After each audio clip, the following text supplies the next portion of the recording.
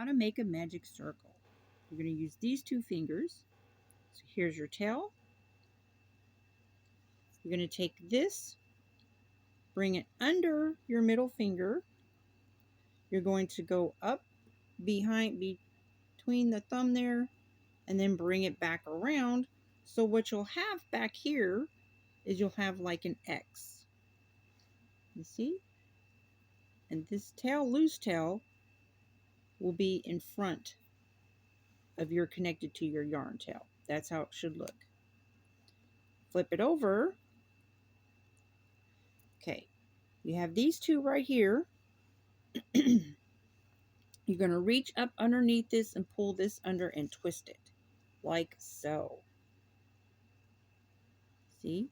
I'm going to pull it down and twist. Then you're going to take this yarn here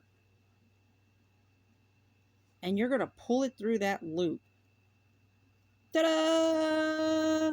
Magic circle. Okay. So I like to take that out of the circle because that is your drawstring tail, whatever you want to call it.